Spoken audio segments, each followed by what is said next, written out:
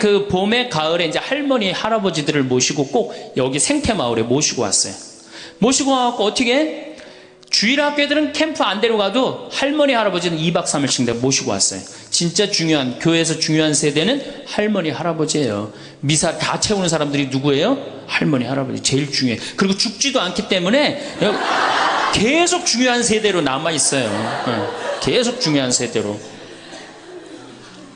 그래서 이제 할머니 할아버지들을 모시고 와서 5월달 지금부터 이제 취나물 납니다. 고사리 납니다. 그럼 내가 뜯어갖고 같이 밤에 여기 모닥불 펴놓고, 며칠 전에도 만수 일동 노인대학에 와서 모닥불 펴놓고 근사하게 놀고 갔어요. 모닥불 펴놓고 고기 구워 먹고 거기서 같이 춤추고 노래하니 할머니 할아버지들이 70, 80 평생 그러본 적 있어요, 없어요? 한 번도 없는, 너무너무 행복한 거예요. 여기 또 래프팅도 제가 시켜드려요, 할머니들. 래프팅. 그래 이제 82살 먹은 스텔라 할머니가 허리가 이렇게 구부러졌는데 자기는 안 내려간다는 거예요.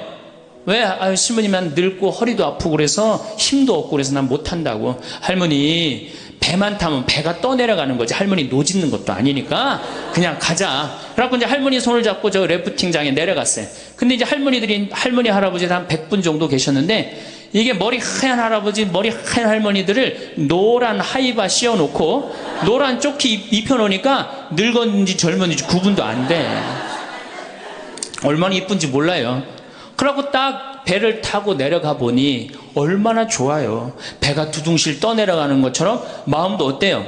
나이 먹었다고 여러분들 감정이요, 늙었다고 감정이 없는 게 아니에요. 늙으면 늙을수록 더 감정이 더 정말로 애틋합니다.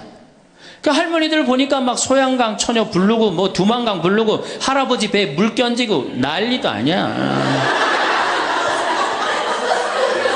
이제 2시간이 지났어요. 래프팅이 끝나고 할머니가 패들이라고 그래요.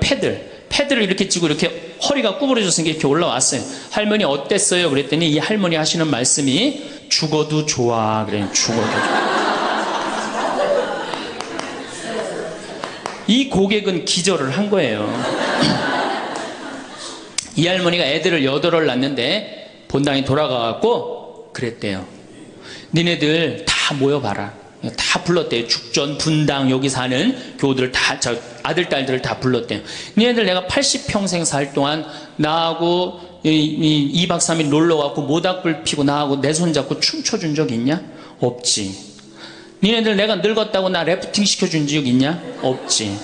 근데 우리 신부님이, 제가 지금은 40대지만 그때는 30대였거든. 30대 중반. 우리 신부님이 그걸 다 해줬다. 나는 우리 신부님 너무너무 행복하다, 신부님 때문에. 근데 이 신부님이 성당을 줘야 되는데 돈이 없다. 돈이 없으니까 니네들 나한테 못 해준 거 돈 갖고 와라. 그래서 할머니가 신문지에 돈을 이마만큼 싸갖고 왔어요. 이거 뭐냐 그러니까, 신부님 이거 내가 신축금으로 자식들한테 걷어온 거래. 그러니까 이 고객이 기절하니까 내가 시키지도 않았는데 앵벌이를 알아서 해갖고 와.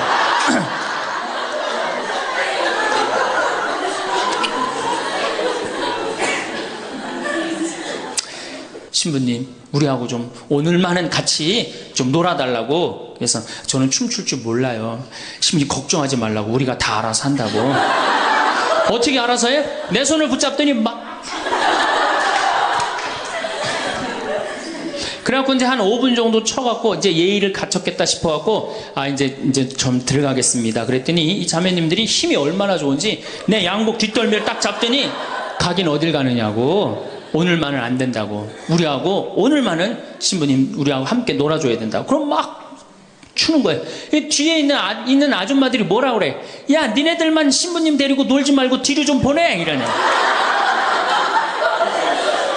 그러면 이제 이때부터는 이제 이 아줌마가 한번 품에 안고 추고 저 아줌마가 한번 품에 안고 추고 들어가지도 못하고. 오늘도 황창현 신부님의 말씀을 통해 행복한 노후를 위한 해안을 얻어가시길 바랍니다. 황창현 신부님의 행복특강 바로 시작하겠습니다. 21세기는 여성의 시대입니다. 정말로 이제는 여성이 살기 좋은 세상이 왔어요. 그리고 이 사회의 모든 중요한 결정, 경제적인 뭐 이런 것들도 전부 여성이 결정을 합니다. 그만큼 여성의 역할이 중요해졌죠. 또 21세기는 노인의 시대예요. 이젠 정말로 노인이야말로 늙어서 죽음을 기다리는 세대가 아니고 이 사회에 아주 중요한, 그리고 여러분들이 곧 닥칠 그러한 시대입니다. 이 여성과 노인은 지금까지 한 번도 행복한 대접을 못 받았어요. 사실은 여성 이제까지 사람 대접 받은 적 있어요? 지난 2000년 동안? 없죠? 요즘 들어서 여러분들 이렇게 관광버스 타고 나오고 이렇게 강의 듣고, 이 시간 남편들은 뭐예요? 돈 벌러 가잖아, 이 시간에. 요즘은 뭐 노는 시기라 좀 놀지 모르지만, 노인들. 그리고 21세기는 무슨 시대냐? 서비스의 시대. 이제 이 얘기를 지금부터 여러분들하고 나누도록 하겠습니다. 자, 이 현대교회의 물론 모든 우리 교회의 화두는 뭐냐? 선교예요, 선교. 그렇죠? 네. 하늘나라를 선포하고 선교하는 거예요. 그런데 교황님 때 막 10% 막 선교가 됐는데 지금은 2%로 떨어지더니 이제는 거의 1%대로 선교가 떨어졌어요. 선교가 안 돼요. 성당에 안 나와요, 요즘. 누가 성당에 나와요? 더욱이 이 1%대로 떨어진 상태에서 천주교 교우가 500만이라고 그러는데 미사 참여는 125만 밖에 참여를 안 해요. 그러니까 4분의 1이 성당에 안 나오는 거예요. 여러분들, 우리 집안 식구가 4식구야. 4식구인데 주일날 같이 밥을 먹기로 했는데 한 명만 맨날 와서 밥을 먹어. 그 집 망한 집에 안 망한 집에? 망한 집에. 우리 천주교가 지금 신부들이 숫자가 없어갖고 교우들 많이 오는 게 그래도 잘 된다고 생각하지만 통계적으로 보면 망한 거예요. 그러면 왜 우리 이 교우들이 아니면은 사람들이 성당을 찾지 않느냐? 이거는 2만 달러가 넘어선 시대에는 이게 서비스를 원합니다. 대접받기를 원해. 2만 달러가. 이게 우리가 뭐 1000달러, 2000달러 땐 성당에서 신부님 막 혼내고 소리 질러도 어떻게 해요? 다 참고 살았어요. 왜? 내가 지질이 못 살고 있는데 여 성당 가서 욕 좀 먹는다고 어때? 근데 지금은 내가 그랜저를 타고 다니고 아파트 지금 동백지구 그 좋은 데에 거기 아파트를 내가 지금 살고 있는데 성당 가서 신부가 막 욕하고 소리 지른다고 거기 참고 나올 것 같아요? 안 나갑니다. 바로 옆 성당 운전하고 가요. 옛날엔 죽으나 사나 어딜 들어갔어?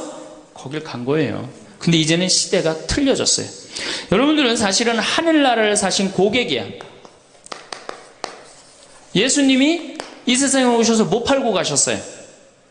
하늘나라 팔고 가셨어요. 로리베리 존슨이라고 최고 경영자 CEO라는 책을 쓴 미국의 경영 컨설턴트가 쓴 책인데 예수님은 하늘나라를 팔고 가셨다는 거예요. 저도 맞는 것 같아요. 여러분들은 하늘나라를 사신 고객이야, 고객. 근데 고객 경영의 가장 기본은 뭐야? 그렇지. 여러분들 만족하세요? 성당 나와서? 성당, 본당 신부님 모시고 왔다고 또 괜히 또 이상한 소리 하지 마시고 솔직히 말씀하세요. 사실 성당 나와서 만족하는 교우들 거의 없어요. 내가 뭐 지금 한 수백 성당 강의를 다녀봤는데 만족하지 않아요. 구조 자체가 만족을 못하게 돼 있어요. 본당 신부님의 문제가 아니라. 이제 고객 경영의 다음은 고객 감동이야. 성당 나와서 감동 받아요? 더 못 받지. 감동 무슨 감동이야. 이제는 고객 기절의 시대야. 성당 나와서 기절해요? 기절하기 쉽지 않습니다. 그런데 여러분들 모 핸드폰 회사에서 10년 전에 처음에 핸드폰을 내놓을 때 선전 하나가 저는 생각이 나요.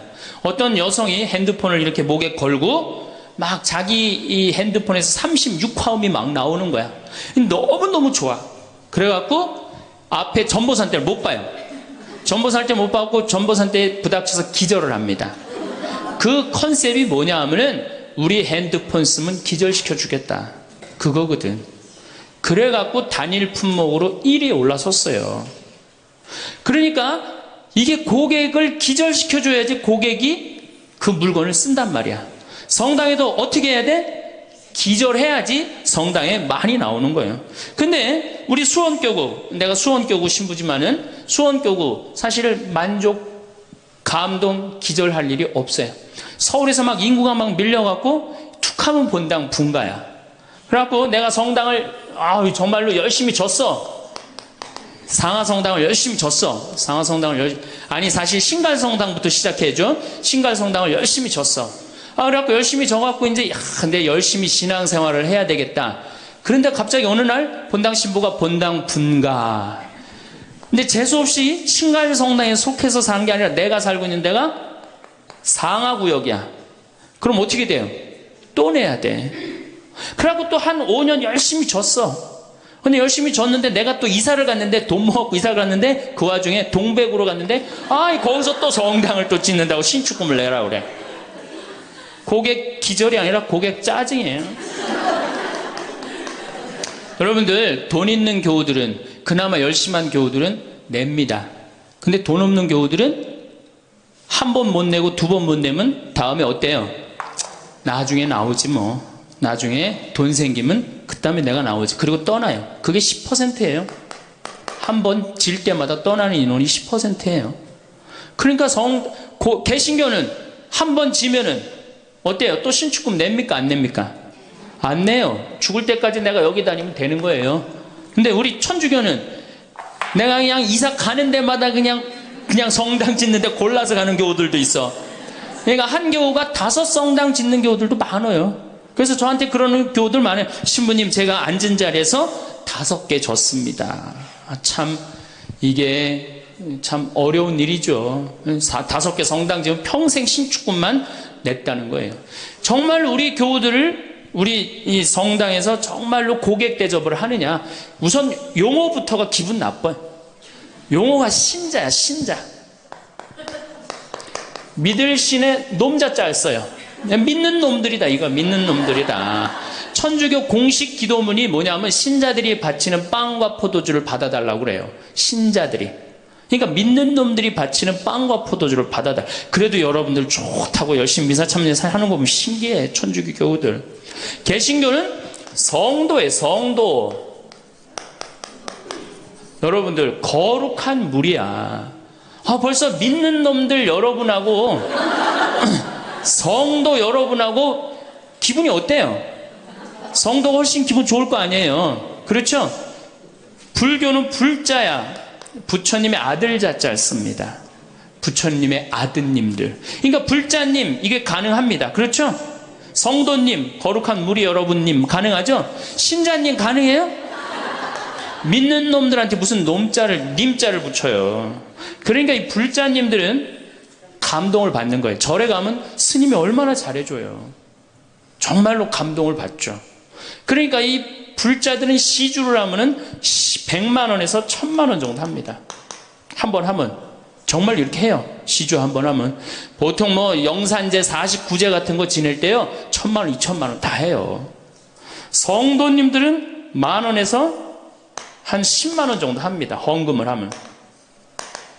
믿는 놈들은 1,000원만 하면 되는 거예요. 그러니까 우리 교우들 헌금 안 낸다고 욕하고 혼낼 거 하나도 없다. 교우들을 헌금을 많이 내게 하려면 어떻게 하면 된다? 기절시켜주면 된다. 기절. 고객 감동을 시켜주면 된다는 얘기예요.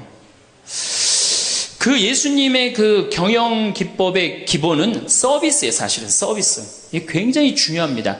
예수님은 이 세상에 오셔서 유행어가 있으셨어요. 입만 열면 하시는 말씀이 사랑해라가 아니었어요. 입만 열면 하신 말씀이 뭐냐 하면은 섬겨라야, 섬겨라. 너희 사이에 높은 사람이 되고자 하는 사람은 남을 섬기는 사람이 되어야 하고 으뜸이 되고자 하는 사람은 종이 되어야 한다. 사실은 사람의 아들도 섬김을 받으러 온 것이 아니라 섬기러 왔고 많은 사람을 위하여 목숨을 바쳐 몸값을 치르러 온 것이다. 마태복음 20장에 나오는 얘기예요.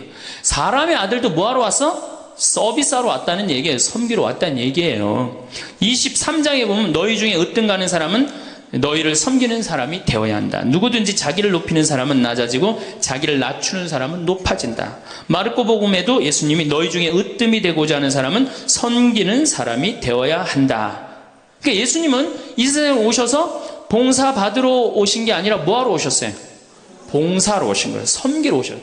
예수님은 분명히 섬기러 왔는데 지금 현대교회를 보면은 거꾸로 돼 있어요. 교우들이 수녀님과 신부님을 섬기고 신부들이 주교님을 섬기고 위에선 통치하고 이게 경쟁력이 있을 것 같아요? 경쟁력 없습니다. 예. 경쟁력, 시대가 어떤 시대인데 지금 거꾸로 가고 있어요. 대통령도 지금 국민들을 섬기느니 많이 했는데 우리 가톨릭처럼 이렇게 철저하게 이게 아래로 그냥 내리꽂는 데는 없어요. 그러니까 경쟁력이 있을 수가 없어요. 예수님은 아무리 당신이 이렇게 말을 해도 못 알아들을 것 같으니까 마지막 날에 어떻게 해요? 스스로 겉옷을 걷어붙이고 제자들의 발을 닦아줍니다. 이스라엘에서 제자들을 그 사막에서 먼지 있는데 발을 닦아준다는 건 종이 할 수 있는 최고의 그 아래의 섬김의 모습을 보여준 거예요. 내가 너희들의 발을 닦았듯이 너희도 어떻게 해라? 서로 섬겨라. 그러니까 이 섬기는 거는 21세기의 문제가 아니고 우리 교회의 본질이에요, 본질. 그러면은 여기 구역장님들이시죠? 반장님들이시죠? 오늘 오신 분들, 예, 여러분들이 사실은 본당에서 누굴 섬겨야 돼? 교우들을. 신부님 뭐하러 섬겨? 교우를 섬기라니까.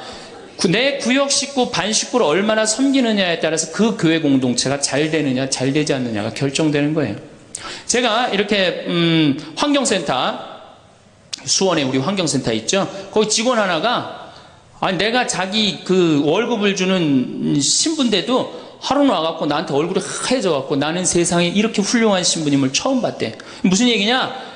자기가 이 어느 서둔동 성당에 다니는데 그때 내 동창 신부가 있었어요. 한 10년 전 얘기예요. 예, 동창 신부가 있었는데 자기 부인이 결혼을 하자마자 자궁에 문제가 있었고 병원에 입원을 한 거예요. 근데 이 형제는 세례를 받았지만 자매는 세례를 받지 않았어요. 그런데 그 구역에서 가만히 이렇게 가정방문을 이렇게 구역장님들이 사정을 제일 잘하는 사람이 누구예요? 구역 사정을 제일 잘하는 사람. 본당 신부가 알아요? 모릅니다. 구역장님들이 제일 잘 알아요. 그래서 구역장님은 본당의 작은 신부들이야. 이분들이 진짜 섬길 줄 알아야 돼. 근데 가정방문을 가보니까 그 집이 결혼을 했는데 새색시가 입원을 한 거야. 그냥 본당 신부한테 가서 얘기를 한 거예요. 근데 그 본당 신부가 그 자매한테 형제한테 편지를 보냈어요. 형제님, 결혼하자마자 자매님이 이렇게 아파갖고 얼마나 걱정이 많으냐. 내가 우리 구역장님 통해서 병원에, 빈센트 병원에 입원해 있었으니까 병원에 방문을 시켜주고 집안도 좀 이렇게 좀 돌볼 수 있도록 하겠다. 그러니까 너무 걱정하지 말아라. 우리 교회 공동체가 자매님 건강 회복을 위해서 기도하겠다. 이 편지를 우리 직원, 베드로라는 이 직원한테 보낸 거예요. 아니, 안 그래도 마누라도 아프고 막 결혼을 막 했는데 마음이 막 울적한데 그것도 본당 신부님이 편지를 보내갖고 위로를 해주니 이 고객이 감동 받겠어? 안 받겠어요? 감동 받을 수밖에 없어. 그래갖고 자기는 내 앞에서도 나는 우리 그 최 신부님을 제일 존경한다는 거예요. 이렇게 훌륭한 신부님이 어디 있냐는 거야. 이렇게 감동받고 아니나 달러 구역에서 병원에 가갖고 그 자매한테 기도도 해주고 또 집안 청소도 해주고. 그러니까 이 자매가 태어나자마자 뭐 했어요? 바로 입교했어요. 뭐 했어요? 바로 세례 받았어요. 이 자매가 세례를 받으니까 자기 친정 식구들 어떻게 돼? 당연히 따라서 세례를 받았어요. 우리가 길거리 뛰들고 나가갖고 잃은 양 찾기, 헌 양 찾기, 새 양 찾기 할 일이 아니에요. 진짜 선교 잘하려면 어떻게 하면 돼요? 감동시켜주면 돼요. 기절시켜주면은 알아서 옵니다. 근데 기절시켜줄 생각은 안 하고 어디서 뛰들르고 그냥 헌양 찾고 새 양 찾고 그거 교우들 피곤해 안 피곤해? 솔직히 피곤해죠? 이게 전국으로 나가는 거니까 확실하게 얘기하세요. 우리 천주교 교우들 부부싸움하고 어디 갈 데 있어요?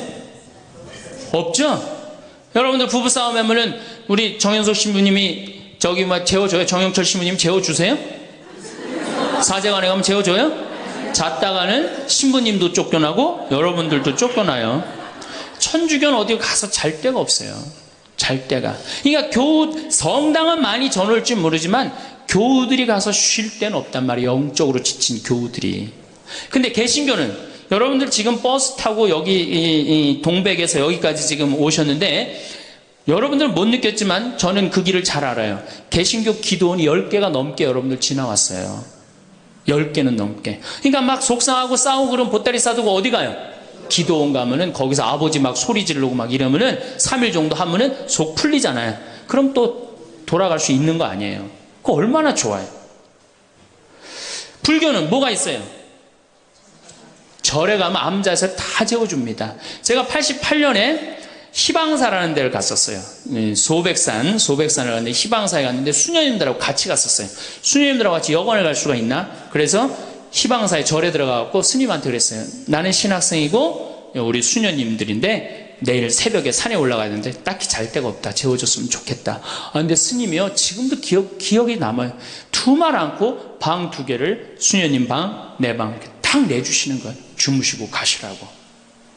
근데 우리 천주교 어디 가서 좀 재워달라고 그러면 재워줄 때 있어요? 교구청 가면 재워줍니까? 하루 저 어디 가서 잘 데가 없는데 여기 좀 재워주면 안 되겠습니까? 재워줘요? 우리는 우리도 모르게 벽을 하늘같이 쌓고 살고 있어요. 천주교에 들어오기가 제일 어려운 거예요. 돌다 맨 마지막에 오는 데가 어디야?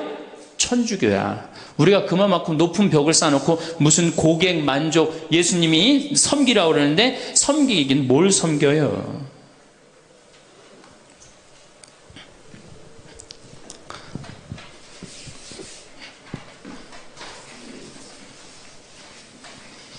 제가 그 2000년에 우리 정신부님이랑 나랑 똑같이 2000년에 정신부님 모현성당에 발령을 받았고 저는 능평성당에 발령을 받았어요. 근데 정신부님 처지나 내 처지나 똑같았어요. 아무것도 없었어요. 정말로. 모본당에서 분가금으로 딱 3천만 원을 받았어요. 근데 성당 하나 지려면 보통 27억, 30억 정도 되잖아요. 2000년이면 IMF 딱 터지고 다 망한 상태예요. 그냥 완전히 망한 상태가 2000년이에요. 본당에 가보니까 성당이 어떻게 되어 있느냐면 지붕은 천막이야. 파란 천막으로 되어 있는 거야. 그 다음에 벽은 컨테이너예요. 컨테이너. 바닥을 보니까 맨 흙이야. 성당 바닥이. 막 여기서 막 원추리가 피는 거예요. 붓꽃도 피고 성당 바닥에서. 그런데 교우들은 보니까 600명이야. 교우들 600명인데 30억짜리 건물을 어떻게 줘요? 그래서 제가 그랬어요. 요한복음 3장에 뭐라고 그랬냐면은 예수님이 46년 만에 지은 성전을 허물라고 그랬다. 며칠 만에 짓겠다고? 3일 만에 짓겠다고. 예수님이 원했던 게 건물이냐 사람이냐? 그땐 교우들이 사람이래요. 그러면은 건물 짓는 건 중요한 게 아니다. 여러분들이 행복하면 그게 성전이다. 그리고 세계 어디에서도 성당 바닥에서 붓꽃도 피고 원추리도 피는 성당이 어딨냐. 이 최고 아름다운 성전이다. 난 성당 안 질 테니까 여러분들 그렇게 알아라. 근데 이 착한 교우들이 자꾸 신축금을 내는 거예요. 내지 말라고 그래. 안 짓는다는데 부담스럽게. 그래서 제가 두 번째 한번 또 공식적으로 얘기를 했어요. 난 성당 안 짓는다고 그랬다. 왜 자꾸 내냐. 여러분들이 내는 여러분들은 정말로 신앙이 좋아갖고 내지만 못 내는 교우들 미안해서 못 나오니까 내지 말아라. 그때 이제 교우들이 헷갈리는 거예요. 저게 진짜 내라는 건지 내지 말라는 건지 저게. 에? 그래서 첫 해에 교우들이 신축금을 얼마를 했냐면 7천만 원을 했어요. 저는 굉장히 많이 했다고 생각해요. 굉장히. 첫 해에 600명 교우들이. 대신 이게 고객 사목 목표가 고객 기절이었기 때문에 이제 교우들한테 부활 때 성탄 때 선물 많이 줬어요. 왜냐하면 내긴 내는데 나오는 게 없잖아. 옛날에는 뭐 밀가루도 주고 그랬대는데 그 한 3, 40년 사이에 천주교에서 아무것도 안 나가요. 버릇 나빠진다고 교우들. 그 대신 저는 제가 비누 공장 하니까 비누도 선물하고 내 동창이 우리밀 그거 운동하는 신부가 있으니까 그거 한 박스씩 다 하고 한 해는 성탄 때 너무 기분이 좋은 거예요. 그래서 오리농 쌀을 4kg짜리 한 가마를 집집이 다 선물을 했어요. 예수님 태어났으니까 태어난 날 밥 줘 먹으라고. 교우들이 막 성당은 막 지붕은 천막이고 막 여기 막 원추리도 피고 그러는데 맨날 선물 나오지. 성탄 때 밥 해 먹으라고 쌀을 선물로 주니까 교우들이 너무너무 막 전화를 하고 난리가 났어요. 신부님 너무너무 고맙다고. 그래서 제가 그렇게 고마웠냐 그랬더니 너무 고마웠대. 그럼 그 고마운 마음을 구유예물에 한번 표현해봐라. 제가 이제 그랬어요. 그랬더니 교우들이 구유예물을 했는데 그때는 교우가 1000명이었는데 구유예물이 1700만 원이 나왔어요. 한 집에 7만 원씩 한 거예요. 기적이죠. 깜짝 놀랐어요. 저도 놀래고 교우들도 놀래고. 그래서 그 돈을 어떻게 했느냐? 아프리카에 다 보내버렸어요. 왜? 가난한 예수님 건데 성당 짓는데 안 짓는데 성당 짓는 기금을 한다는 게 그렇잖아요. 아프리카에 다 보내버렸어요. 교우들이 행복한 거예요. 어쨌든 성당은 없어도. 그래서 이제 교우들이 하도 성당을 짓자 난 안 짓는다 그러는데 짓자 그래서 3년 9월에 시작해갖고 4년 부활절에 성당을 다 줬어요. 9개월 만에 성당을 뚝딱 줬어요. 그리고 이제 봉헌식을 하는데 교우들이 그러는 거예요. 신부님, 우리가 언제 이렇게 성당을 줬느냐고. 나도 모른다. 이렇게 기절한 상태에서 자기 주머니에 돈이 나오는지도 모르고 막 낸 거야. 깨보니까 성당이 젖은 거예요. 사실은 교우들이 행복하면 성당 짓는 거 어려운 일 아니에요. 우리 정신부님도 모현 성당 참 멋있고 깨끗하게 또 지셨는데 어떻게 또 동백으로 또 가고, 참 불쌍한 신부예요. 사실은 하나만 지면 됐지. 여러분들 조금 기절한 상태에서 좀 도와주세요. 조금 기절한 상태에서. 이렇게 성당에 나오면 행복해야 되는데 우리 천주교는 행복하지 않아요. 성당에 나가면요, 우리 컨셉은 우울이야, 우울. 개신교는 컨셉이 뭐예요? 기쁨이에요, 기쁨. 감사, 찬양, 영광, 경배, 알렐루야. 그렇죠? 아멘. 이렇단 말이야, 개신교는. 근데 우리 천주교는 이게 서비스의 정신이 없기 때문에 우울로 돌아갈 수밖에 없어요. 그러니까 우리는 주로 뭐냐면은 봄 판공, 가을 판공, 십자가의 길, 참회의 절, 양심 성찰, 이런 거란 말이야. 그냥 늘 우울해. 나는 우리 교우들 참 불쌍해요. 왜 불쌍하냐면은 일주일 내내 그냥 시어머니 때문에 속이 부글부글 끓었어. 남편 때문에 부글부글 끓었어. 일주일 내내 며느리 때문에 속이 부글부글 끓었어. 그래갖고 성당에 가서 이걸 좀 풀어야 되는데, 성당 가면 어떻게 기를 죽이냐면, 미사 시작 우리가 첫 전례가 뭐냐면 이 참회의 절이에요. 그래갖고 뭐라고 시키냐면, 내 탓이오, 내 큰 탓이라고 그러니 이게 풀로 왔는데, 이게 풀로 오는 게 다 다시 내 탓으로 다 내가 지고 다시 집에 가는 거야. 이게 미치는 거죠. 제가 한번 어느 성당에 환경 강의를 간 적이 있어요. 환경 강의를 갔는데, 고해성사를 미사 전에 이제 주로 들어갔는데, 고해성사 앞에 고해소 앞에 양심성찰 항목을 쭉 적어놨는데 거의 100가지를 적어놨더라고. 뭐 주일미사 빠진 거, 뭐 교무금 떼어먹은 거, 술집에 간 거, 막 100가지를 써놨어요. 보니까 내가 이렇게 들어가면서, 야, 저거 보고 있는 사람들 정말 우울하겠구나, 그런 생각이 들었어요. 아니나 달라 한 형제가 딱 들어오더니 숨을 팍 쉬더니, 신부님, 내가 3년 만에 성당에 왔는데 저거 앞에 보니까 안 걸리는 게 없다.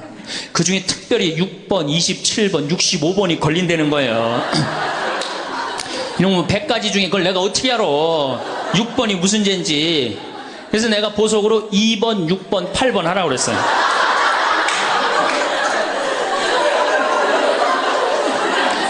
그러니까 우리 교우들은 이게 미사 참여를 해도 막 기쁘거나, 내가 좀 하느님한테 경배를 드렸다, 내가 오늘 정말 알렐루야 아멘을 했다, 이런 기분이 안 들어요. 미사를 해도 막 그렇고 안 한 것 같기도 하고, 성가 소리 들으면 더 미쳐요. 내가 이 성가 이렇게 피정지도 나가서 부르다가 몇 번 죽을 뻔한 적도 있어요. 주여 임하소서 부르다가 죽을 뻔한 적 많아요. 어떻게 불러? 주여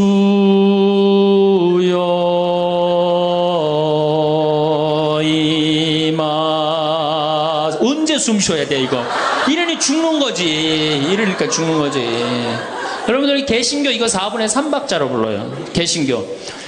주여 임하소서 내 마음에 암흑에 헤매는 한 마리 양을 태양과 같으신 사랑에. 얼마나 좋아. 근데 우리는 이거를 어떻게 부르냐면 청승을 떨면서 불러요. 청승. 태양과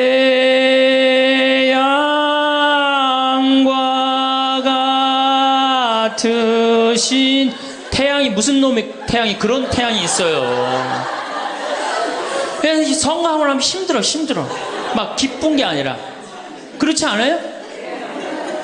난 대림절에 제일 부르기 싫은 노래가 구세주 빨리 오사야. 그 노래 미칩니다. 그게 빨리 오라는 거예요? 오지 말라는 거지. 성주술 언제 갑니까? 5월에 가죠? 9월에 가죠? 여러분들 본당 신부님 정말로 훌륭한 본당 신부님 만나갖고 5월 오늘 2일이죠? 참 이 좋은 때 얼마나 경치가 좋아요 여기. 좋죠? 이렇게 좋은데 딱 들어와서 장미 만발하고 철쭉 쫙 펴있고 하늘은 파랗고 구름도 높고 얼마나 좋아. 가을에 코스모스 만발하고. 근데 이제 솔매로 성주순례를 간단 말이야. 근데 막 버스를 타려고 그랬는데 내 마음에 맞는 자매가 내 같은 버스를 탔어. 그럼 막 손잡고 팔짝팔짝 뛰어. 그 다음에 허리에는 돈주머니도 차고 간식도 했단 말이야. 근데 레지오 단장이 가만히 보니까 우리 컨셉은 우울인데 저 너무 들떴다. 그래갖고 이제 버스에 딱 올라타면은 묵주를 딱 꺼내라고 그래.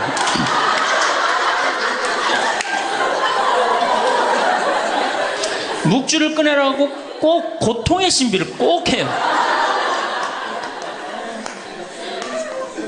그리고 난 다음에 뭐 예수님 뭐 피땀 흘리심을 묵상합시다. 뭐 가시관 쓰심을 묵상합시다. 뭐 두들겨 맞으심을 묵상합시다. 십자가에 올라가심을 묵상합시다. 내려오심을 묵상합시다. 이걸 오단하고 나면요. 무슨 코스모스 만발하고 장미 뭐 피는 게 어디 있어요. 지금 신부님, 저 예수님 지금 십자가 올라갔다 내려오고 막 피땀 흘리고 그랬는데 그런 관광버스 안이 찬물 끼얹어놓은 것 같이 조용해져요.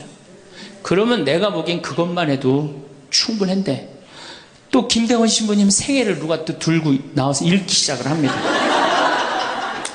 신부님 할아버지는 감옥에서 매 맞아 죽고 아버지는 1839년 기회받기 때 목 잘려 죽고 막 이런 얘기하면은 버스 아니 뭐 지금 뭐 관광버스를 탔는지 이게 관광버스가 아니에요. 장례차가 가는 거 장례차.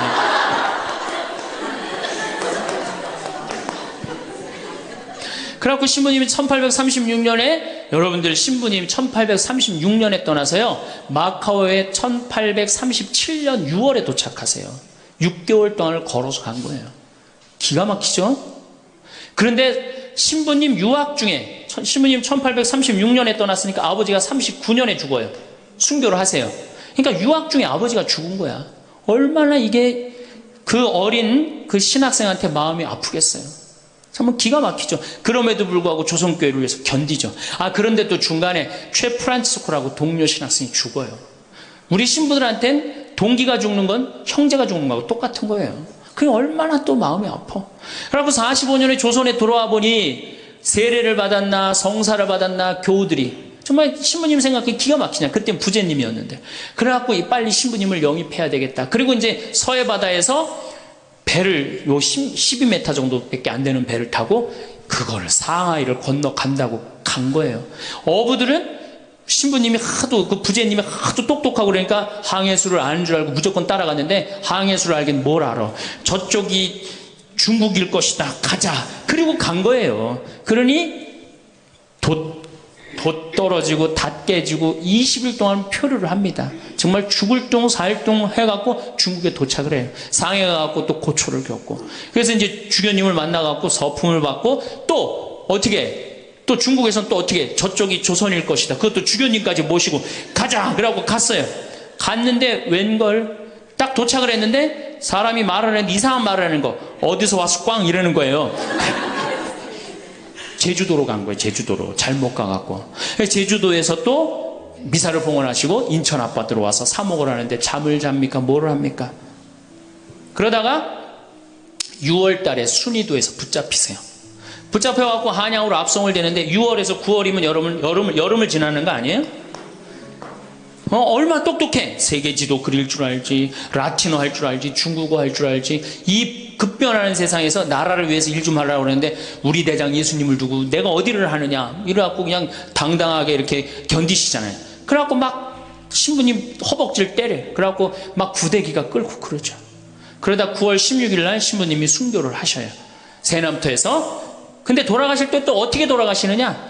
이쪽으로 되면 잘 자르겠느냐, 저쪽으로 되면 잘 자르. 얼마나 용감하세요.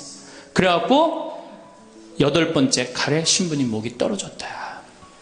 이렇게 훌륭한 성인 신부님을 모시고 사는데 여러분들 뭐 하는 거냐? 주일 미사도 잘 안 나오고 선교도 안 하고 그럼 또 그냥 팍 기가 죽어갖고 고개를 또 우울 컨셉으로 고개를 숙이는 거야. 자, 장하다 순교자 합시다. 장하다 순교자 주 이러면 진짜 장례차가 가는 거예요.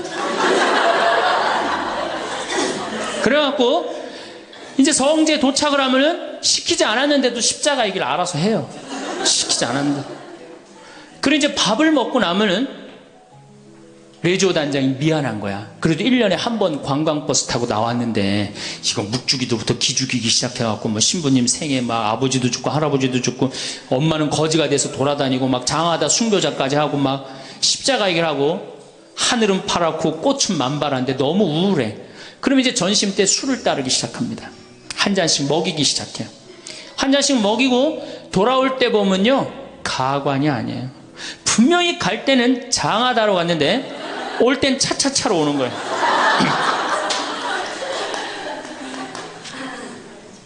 제가 보좌신부 때 그때는 92, 3년도니까 대단했었어요. 지금은 많이 사고 때문에 못 일어나게 했죠. 그때는요 관광버스 그 사이에 나와갖고 춤 엄청나게 췄어요.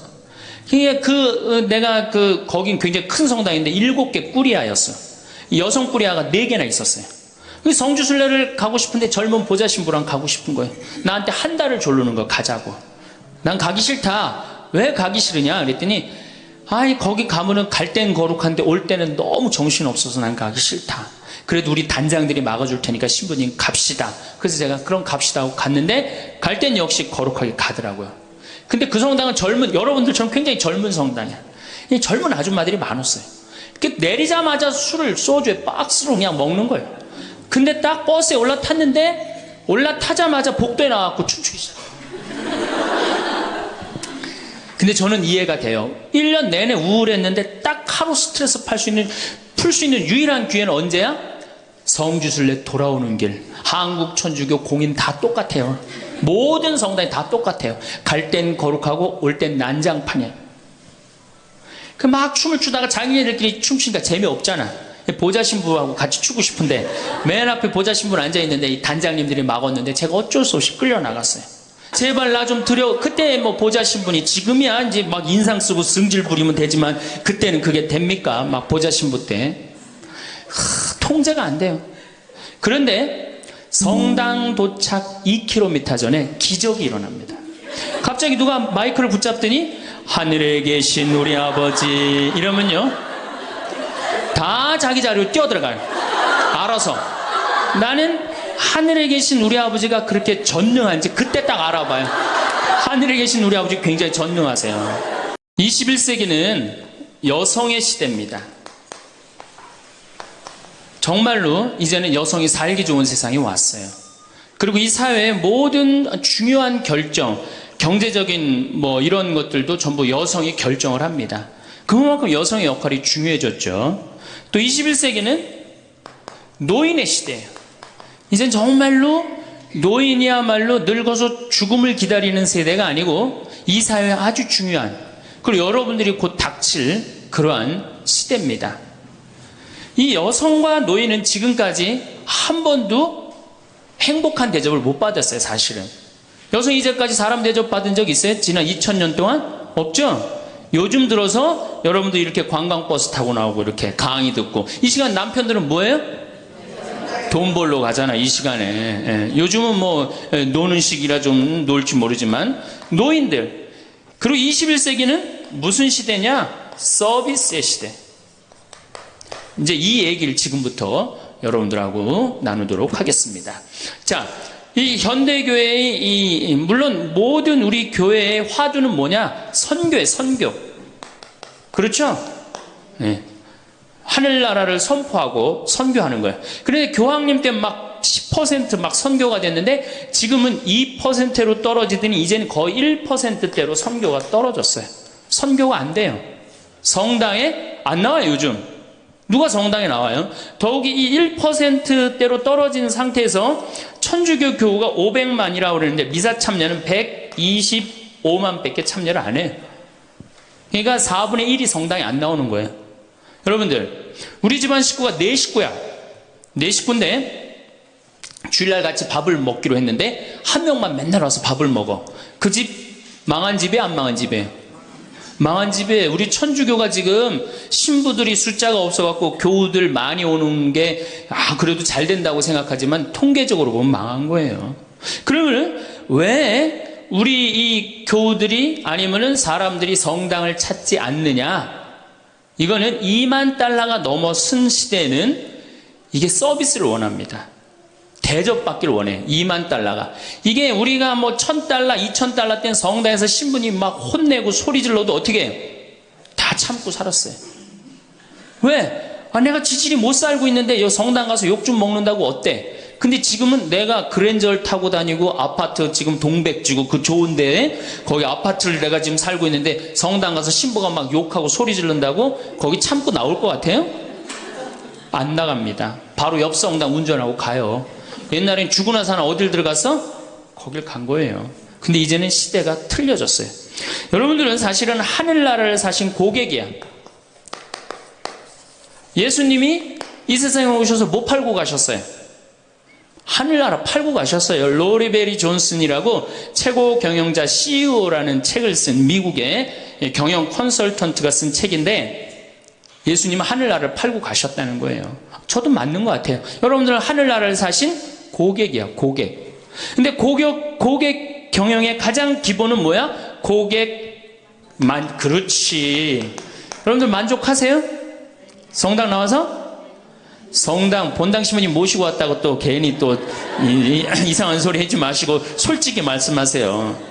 사실 성당 나와서 만족하는 교우들 거의 없어요. 내가 뭐 지금 한 수백 성당 강의를 다녀봤는데 만족하지 않아요. 구조 자체가 만족을 못하게 돼 있어요. 본당 신부님의 문제가 아니라. 이제 고객 경영의 다음은 고객 감동이야. 성당 나와서 감동 받아요?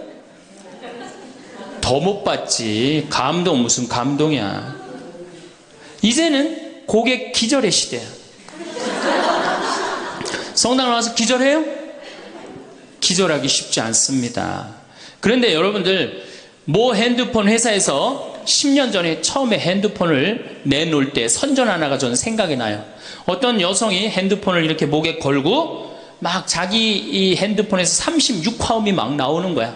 너무너무 좋아. 그래갖고 앞에 전보산 때를 못 봐요. 전보산 때 못 봐갖고 전보산 때에 부닥쳐서 기절을 합니다. 그 컨셉이 뭐냐 하면은 우리 핸드폰 쓰면 기절시켜 주겠다. 그거거든.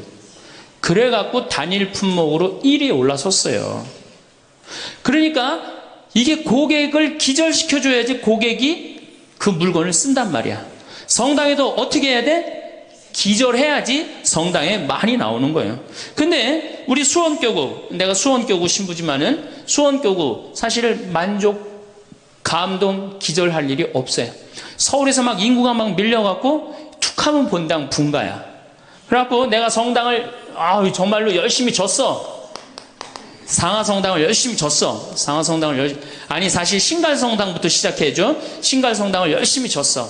그래갖고 열심히 져갖고 이제 근데 열심히 신앙생활을 해야 되겠다. 그런데 갑자기 어느 날 본당 신부가 본당 분가. 근데 재수없이 신갈성당에 속해서 사는 게 아니라 내가 살고 있는 데가 상하구역이야. 그럼 어떻게 돼요? 또 내야 돼. 그래갖고 또 한 5년 열심히 졌어. 근데 열심히 졌는데 내가 또 이사를 갔는데 돈 모았고 이사를 갔는데 그 와중에 동백으로 갔는데 거기서 또 성당을 또 짓는다고 신축금을 내라 그래. 고객 기절이 아니라 고객 짜증이에요. 여러분들 돈 있는 교우들은 그나마 열심한 교우들은 냅니다. 근데 돈 없는 교우들은 한 번 못 내고 두 번 못 내면 다음에 어때요? 나중에 나오지 뭐. 나중에 돈 생기면 그 다음에 내가 나오지. 그리고 떠나요. 그게 10%예요. 한 번 질 때마다 떠나는 인원이 10%예요. 그러니까 개신교는 한 번 지면은 어때요? 또 신축금 냅니까? 안 냅니까? 안 내요. 죽을 때까지 내가 여기 다니면 되는 거예요. 근데 우리 천주교는 내가 그냥 이사 가는 데마다 그냥 성당 짓는데 골라서 가는 교우들도 있어. 그러니까 한 교우가 5성당 짓는 교우들도 많아요. 그래서 저한테 그러는 교우들 많아요. 신부님 제가 앉은 자리에서 5개 졌습니다. 참 이게 참 어려운 일이죠. 5개 성당 지금 평생 신축금만 냈다는 거예요. 정말 우리 교우들을 우리 이 성당에서 정말로 고객 대접을 하느냐. 우선 용어부터가 기분 나빠요. 용어가 신자야, 신자. 믿을 신에 놈자자 안 써요. 믿는 놈들이다, 이거 믿는 놈들이다. 천주교 공식 기도문이 뭐냐면 신자들이 바치는 빵과 포도주를 받아달라고 그래요. 신자들이. 그러니까 믿는 놈들이 바치는 빵과 포도주를 받아달라. 그래도 여러분들 좋다고 열심히 미사 참여하는 거 보면 신기해. 천주교 교우들. 개신교는 성도예요. 성도. 여러분들 거룩한 물이야. 벌써 믿는 놈들 여러분하고 성도 여러분하고 기분이 어때요? 성도가 훨씬 기분 좋을 거 아니에요. 그렇죠? 불교는 불자야. 부처님의 아들 자자를 씁니다. 부처님의 아드님들. 그러니까 불자님 이게 가능합니다. 그렇죠? 성도님, 거룩한 무리 여러분님 가능하죠? 신자님 가능해요? 믿는 놈들한테 무슨 놈자를 님자를 붙여요. 그러니까 이 불자님들은 감동을 받는 거예요. 절에 가면 스님이 얼마나 잘해줘요. 정말로 감동을 받죠. 그러니까 이 불자들은 시주를 하면은 100만 원에서 1000만 원 정도 합니다. 한 번 하면. 정말 이렇게 해요. 시주 한 번 하면. 보통 뭐 영산제 49제 같은 거 지낼 때요. 1000만 원, 2000만 원 다 해요. 성도님들은 10,000원에서 한 10만 원 정도 합니다. 헌금을 하면. 믿는 놈들은 1,000원만 하면 되는 거예요. 그러니까 우리 교우들 헌금 안 낸다고 욕하고 혼낼 거 하나도 없다. 교우들을 헌금을 많이 내게 하려면 어떻게 하면 된다? 기절시켜주면 된다. 기절. 고객 감동을 시켜주면 된다는 얘기예요. 그 예수님의 그 경영 기법의 기본은 서비스예요. 사실은 서비스. 이게 굉장히 중요합니다. 예수님은 이 세상에 오셔서 유행어가 있으셨어요. 입만 열면 하시는 말씀이 사랑해라가 아니었어요. 입만 열면 하신 말씀이 뭐냐 하면은 섬겨라야, 섬겨라. 너희 사이에 높은 사람이 되고자 하는 사람은 남을 섬기는 사람이 되어야 하고 으뜸이 되고자 하는 사람은 종이 되어야 한다. 사실은 사람의 아들도 섬김을 받으러 온 것이 아니라 섬기러 왔고 많은 사람을 위하여 목숨을 바쳐 몸값을 치르러 온 것이다. 마태복음 20장에 나오는 얘기예요. 사람의 아들도 뭐하러 왔어? 서비스하러 왔다는 얘기예요. 섬기러 왔다는 얘기예요. 23장에 보면 너희 중에 으뜸 가는 사람은 너희를 섬기는 사람이 되어야 한다. 누구든지 자기를 높이는 사람은 낮아지고 자기를 낮추는 사람은 높아진다. 마르코 복음에도 예수님이 너희 중에 으뜸이 되고자 하는 사람은 섬기는 사람이 되어야 한다. 그러니까 예수님은 이 세상에 오셔서 봉사 받으러 오신 게 아니라 뭐하러 오셨어요? 봉사로 오신 거예요. 섬기러 오셨어요. 예수님은 분명히 섬기러 왔는데 지금 현대교회를 보면은 거꾸로 돼 있어요. 교우들이 수녀님과 신부님을 섬기고 신부들이 주교님을 섬기고 위에선 통치하고 이게 경쟁력이 있을 것 같아요? 경쟁력 없습니다. 네. 경쟁력 시대가 어떤 시대인데 지금 거꾸로 가고 있어요. 대통령도 지금 국민들을 섬기느니 많이 했는데 우리 가톨릭처럼 이렇게 철저하게 이 아래로 그냥 내리꽂는 데는 없어요.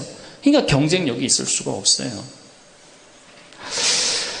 예수님은 아무리 당신이 이렇게 말을 해도 못 알아들을 것 같으니까 마지막 날에 어떻게 해요? 스스로 겉옷을 걷어붙이고 제자들의 발을 닦아줍니다.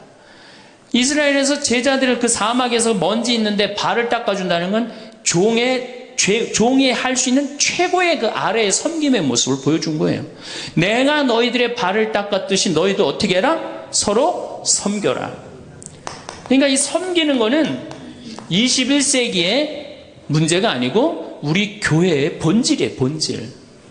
그러면은 여기 구역장님들이시죠? 반장님들이시죠? 오늘 오신 분들, 여러분들이 사실은 본당에서 누굴 섬겨야 돼? 교우들을. 신부님 뭐하러 섬겨? 교우를 섬기라니까. 내 구역 식구, 반 식구를 얼마나 섬기느냐에 따라서 그 교회 공동체가 잘 되느냐, 잘 되지 않느냐가 결정되는 거예요. 제가 이렇게 환경센터, 수원에 우리 환경센터 있죠? 거기 직원 하나가 내가 자기 그 월급을 주는 신부인데도 하루는 와갖고 나한테 얼굴이 하얘져갖고 나는 세상에 이렇게 훌륭한 신부님을 처음 봤대. 무슨 얘기냐?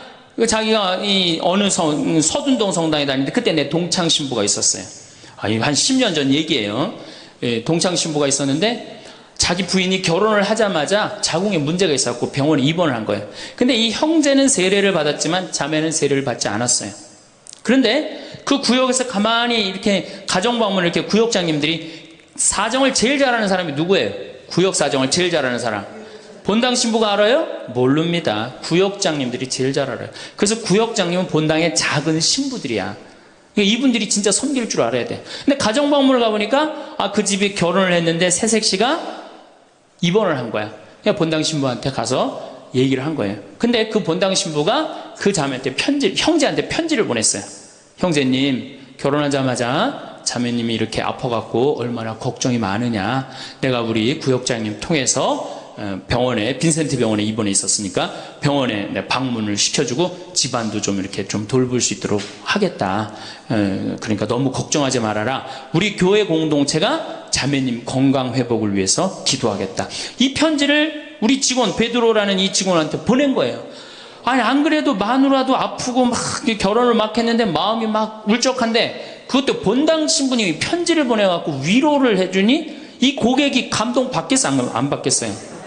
감동 받을 수밖에 없어. 그래갖고 자기는 내 앞에서도 나는 우리 그 최 신부님을 제일 존경한다는 거예요. 이렇게 훌륭한 신부님이 어디 있냐는 거야. 이렇게 감동받고 아니나 달러 구역에서 병원에 가갖고 그 자매한테 기도도 해주고 또 집안 청소도 해주고. 그러니까 이 자매가 태어나자마자 뭐 했어요? 바로 입교했어요. 뭐 했어요? 바로 세례 받았어요. 이 자매가 세례를 받으니까 자기 친정 식구들 어떻게 돼? 당연히 따라서 세례를 받았어요. 우리가 길거리 뛰들고 나가갖고 이른 양 찾기, 헌 양 찾기, 새 양 찾기 할 일이 아니에요. 진짜 선교 잘하려면 어떻게 하면 돼요? 감동시켜주면 돼요. 기절시켜주면은 알아서 옵니다. 근데 기절시켜줄 생각은 안 하고 어디서 뛰들르고 그냥 헌 양 찾고 새 양 찾고 그거 교우들 피곤해 안 피곤해? 솔직히 피곤해져? 이게 전국으로 나가는 거니까 확실하게 얘기하세요. 우리 천주교 교우들 부부싸움하고 어디 갈 데 있어요? 없죠? 여러분들 부부싸움 하면은 우리 정현석 신부님이 저기 재워줘요? 정영철 신부님 재워주세요? 사제관에 가면 재워줘요? 잤다가는 신부님도 쫓겨나고 여러분들도 쫓겨나요. 천주교는 어디 가서 잘 데가 없어요. 잘 때가. 그러니까 성당은 많이 전올지 모르지만 교우들이 가서 쉴 데는 없단 말이에요. 영적으로 지친 교우들이. 근데 개신교는 여러분들 지금 버스 타고 여기 이 동백에서 여기까지 지금 오셨는데 여러분들은 못 느꼈지만 저는 그 길을 잘 알아요. 개신교 기도원이 10개가 넘게 여러분들 지나왔어요. 10개는 넘게. 그러니까 막 속상하고 싸우고 그럼 보따리 싸두고 어디 가요? 기도원 가면은 거기서 아버지 막 소리 지르고 막 이러면은 3일 정도 하면은 속 풀리잖아요. 그럼 또 돌아갈 수 있는 거 아니에요. 그거 얼마나 좋아요. 불교는 뭐가 있어요? 절에 가면 암자에서 다 재워줍니다. 제가 88년에 희방사라는 데를 갔었어요. 소백산을 갔는데 희방사에 갔는데 수녀님들하고 같이 갔었어요. 수녀님들하고 같이 여관을 갈 수가 있나? 그래서 희방사에 절에 들어가고 스님한테 그랬어요. 나는 신학생이고 우리 수녀님들인데 내일 새벽에 산에 올라가야 되는데 딱히 잘 데가 없다. 재워줬으면 좋겠다. 근데 스님이요 지금도 기억이 남아요. 두말 않고 방 2개를 수녀님 방, 내 방 이렇게 탁 내주시는 거예요. 주무시고 가시라고. 근데 우리 천주교 어디 가서 좀 재워달라 그러면 재워줄 데 있어요? 교구청 가면 재워줍니까? 하루 저 어디 가서 잘 데가 없는데 여기 좀 재워주면 안 되겠습니까? 재워줘요? 우리는 우리도 모르게 벽을 하늘같이 쌓고 살고 있어요. 천주교에 들어오기가 제일 어려운 거예요. 돌다 맨 마지막에 오는 데가 어디야? 천주교야. 우리가 그만큼 높은 벽을 쌓아놓고 무슨 고객 만족 예수님이 섬기라고 그러는데 섬기긴 뭘 섬겨요.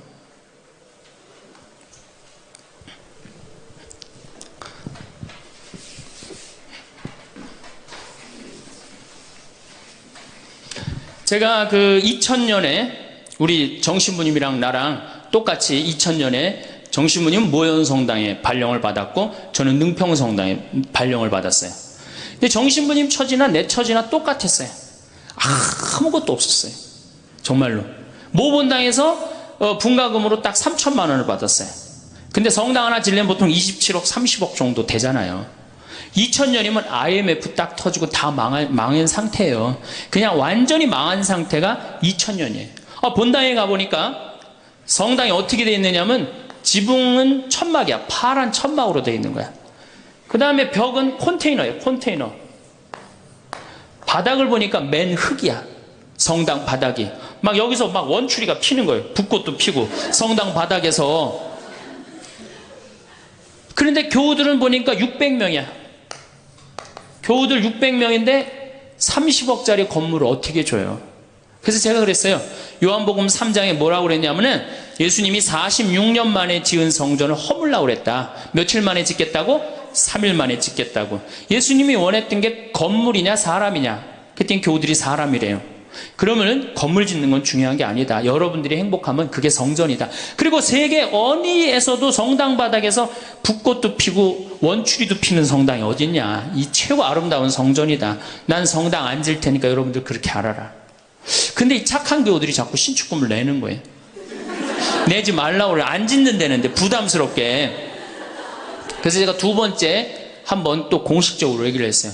난 성당 안 짓는다고 그랬다. 왜 자꾸 내냐. 여러분들이 내면 내는 여러분들은 정말로 신앙이 좋아갖고 내지만 못 내는 교우들 미안해서 못 나오니까 내지 말아라. 그때 이제 교우들이 헷갈리는 거예요. 저게 진짜 내라는 건지 내지 말라는 건지 저게.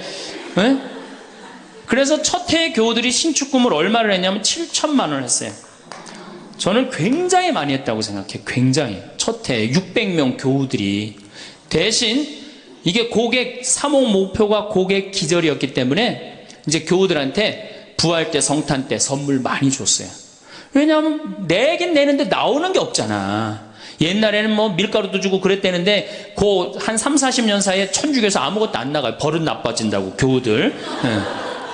그 대신 저는 제가 비누 공장 하니까 비누도 선물하고 내 동창이 우리밀 그거 운동하는 신부가 있으니까 그거 한 박스씩 다 하고 한 해는 성탄 때 너무 기분이 좋은 거예요. 그래서 오리농 쌀을 4kg짜리 한 가마를 집집이 다 선물을 했어요. 예수님 태어났으니까 태어난 날 밥 줘 먹으라고. 교우들이 막 성당은 막 지붕은 천막이고 막 여기 막 원추리도 피고 그러는데 맨날 선물 나오지. 성탄 때 밥 해 먹으라고 쌀을 선물로 주니까 교우들이 너무너무 막 전화를 하고 난리가 났어요. 신부님 너무너무 고맙다고. 그래서 제가 그렇게 고마웠냐 그랬더니 너무 고마웠대. 그럼 그 고마운 마음을 구유예물에 한번 표현해봐라. 제가 이제 그랬어요. 그랬더니 교우들이 구유예물을 했는데 그때는 교우가 1000명이었는데 구유예물이 1700만 원이 나왔어요. 한 집에 7만 원씩 한 거예요. 기적이죠. 깜짝 놀랐어요. 저도 놀래고 교우들도 놀래고. 그래서 그 돈을 어떻게 했느냐? 아프리카에 다 보내버렸어요. 왜? 가난한 예수님 건데 성당 짓는데 안 짓는데 성당 짓는 기금을 한다는 게 그렇잖아요. 아프리카에 다 보내버렸어요. 교우들이 행복한 거예요. 어쨌든 성당은 없어도. 그래서 이제 교우들이 하도 성당을 짓자 난 안 짓는다 그러는데 짓자 그래서 3년 9월에 시작해갖고 4년 부활절에 성당을 다 줬어요. 9개월 만에 성당을 뚝딱 줬어요. 그리고 이제 봉헌식을 하는데 교우들이 그러는 거예요. 신부님 우리가 언제 이렇게 성당을 졌느냐고. 나도 모른다. 이게 기절한 상태에서 자기 주머니에 돈이 나오는지도 모르고 막 낸 거야. 깨보니까 성당이 젖은 거예요. 사실은 교우들이 행복하면 성당 짓는 거 어려운 일 아니에요. 우리 정신부님도 모현 성당 참 멋있고 깨끗하게 또 지셨는데 어떻게 또 동백으로 또 가고 참 불쌍한 신부예요. 사실은 하나만 지면 됐지. 여러분들 조금 기절한 상태에서 좀 도와주세요. 조금 기절한 상태에서. 이렇게 성당에 나오면 행복해야 되는데 우리 천주교는 행복하지 않아요. 성당에 나가면요 우리 컨셉은 우울이야. 우울. 개신교는 컨셉이 뭐예요? 기쁨이에요. 기쁨. 감사, 찬양, 영광, 경배, 알렐루야. 그렇죠? 아멘. 이렇단 말이야 개신교는. 근데 우리 천주교는 이게 서비스의 정신이 없기 때문에 우울로 돌아갈 수밖에 없어요. 그러니까 우리는 주로 뭐냐면은 봄판공, 가을 판공, 십자가의 길, 참회의 절, 양심 성찰 이런 거란 말이야. 그냥 늘 우울해. 나는 우리 교우들 참 불쌍해요. 왜 불쌍하냐면은 일주일 내내 그냥 시어머니 때문에 속이 부글부글 끓었어. 남편 때문에 부글부글 끓었어. 일주일 내내 며느리 때문에 속이 부글부글 끓었어. 그래갖고 성당에 가서 이걸 좀 풀어야 되는데, 성당 가면 어떻게 기를 죽이냐면 미사 시작 우리가 첫 전례가 뭐냐면 이 참회의 절이에요. 그래갖고 뭐라고 시키냐면 내 탓이오, 내 탓이오, 내 큰 탓이라고 그러니 이게 풀로 왔는데 이게 풀로 오는 게 다 다시 내 탓으로 다 내가 지고 다시 집에 가는 거야. 이게 미치는 거죠. 제가 한번 어느 성당에 환경 강의를 간 적이 있어요. 환경 강의를 갔는데 고해성사를 미사 전에 이제 주로 들어갔는데, 고해성사 앞에 고해소 앞에 양심성찰 항목을 쭉 적어놨는데 거의 100가지를 적어놨더라고. 뭐 주일미사 빠진 거, 뭐 교무금 떼어먹은 거, 술집에 간 거, 막 100가지 써놨어요. 보니까 내가 이렇게 들어가면서 야, 저거 보고 있는 사람들 정말 우울하겠구나, 그런 생각 들었어요. 아니나 달라 한 형제가 딱 들어오더니 숨을 팍 쉬더니, 신부님 내가 3년 만에 성당에 왔는데 저거 앞에 보니까 안 걸리는 게 없다. 그 중에 특별히 6번, 27번, 65번이 걸린다는 거예요. 이놈 100가지 중에 그걸 내가 어떻게 알아. 6번이 무슨 죄인지. 그래서 내가 보석으로 2번, 6번, 8번 하라고 그랬어요.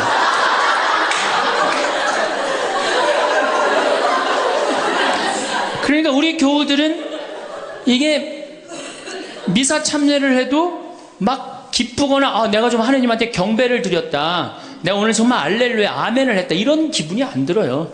미사를 해도 막 그렇고 안 한 것 같기도 하고, 성가 소리 들으면 더 미쳐요. 내가 이 성가 이렇게 피정지도 나가서 부르다가 몇 번 죽을 뻔한 적도 있어요. 주여 임하소서 부르다가 죽을 뻔한 적 많아요. 어떻게 불러? 주여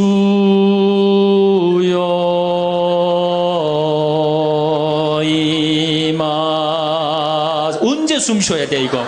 이러니 죽는 거지. 이러니까 죽는 거지. 여러분들 개신교 이거 4분의 3박자로 불러요. 개신교.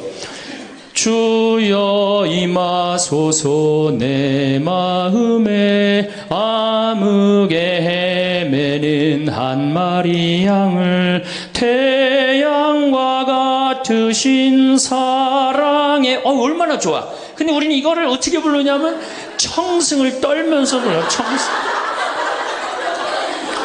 태양과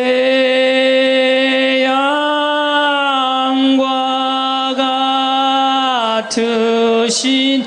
태양이 무슨 놈의 태양이, 그런 태양이 있어요. 그냥 성가하고 나면 힘들어. 막 기쁜 게 아니라. 그렇지 않아요? 난 대림절에 제일 부르기 싫은 노래가 구세주 빨리 오사야. 그 노래 미칩니다. 그게 빨리 오라는 거예요? 오지 말라는 거지. 성주술 언제 갑니까? 5월에 가죠?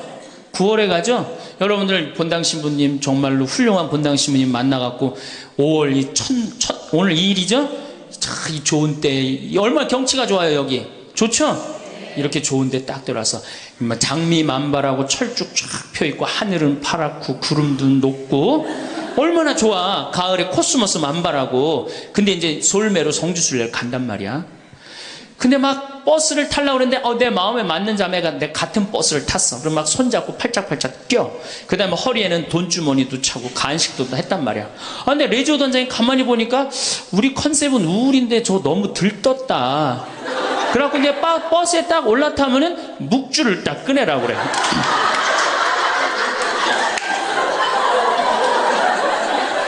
묵주를 꺼내라고 꼭 고통의 신비를 꼭 해요. 그리고 난 다음에 예수님 피땀 흘리심을 묵상합시다. 가시관 쓰심을 묵상합시다.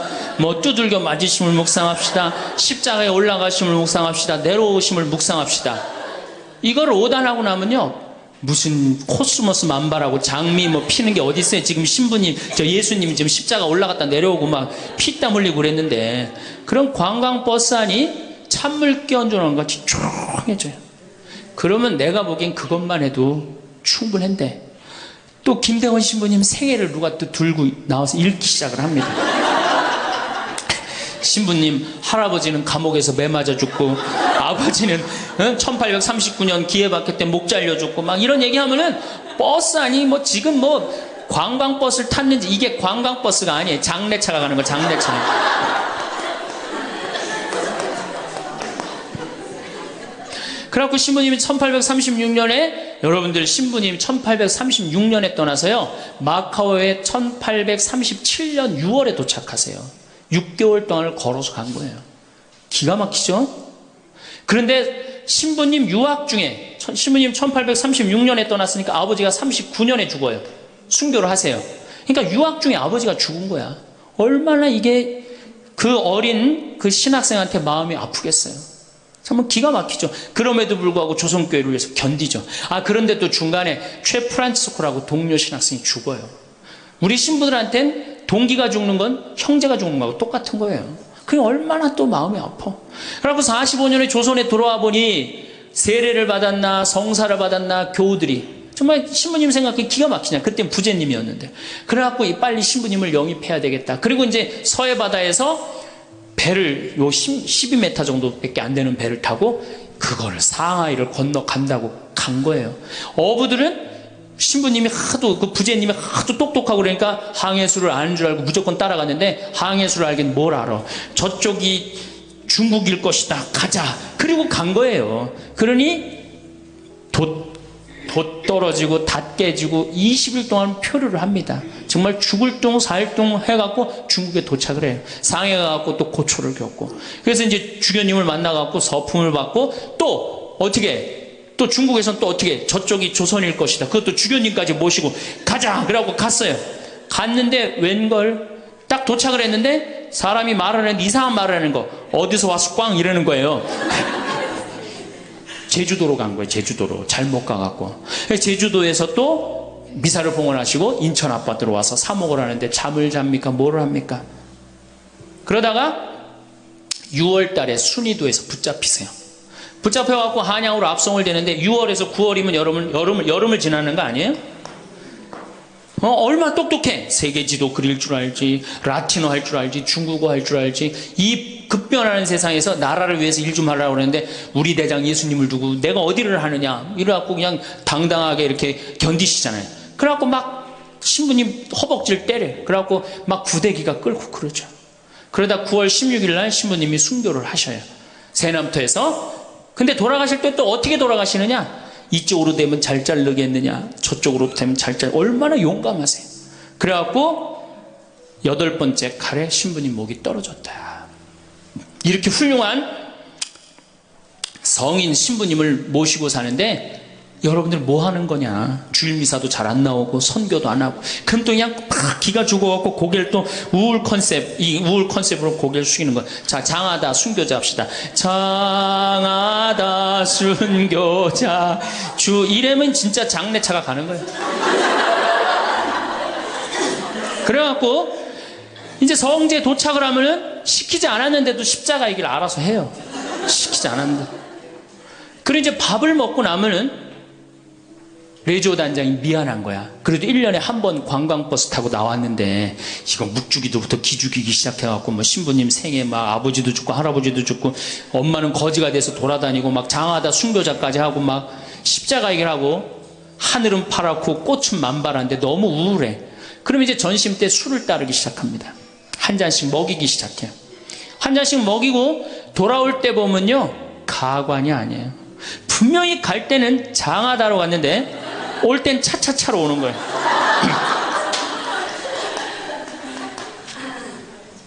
제가 보좌신부 때, 그때는 92, 3년도니까 대단했었어요. 지금은 많이 사고 때문에 못 일어나게 했죠. 그때는요, 관광버스 그 사이에 나와갖고 춤 엄청나게 췄어요.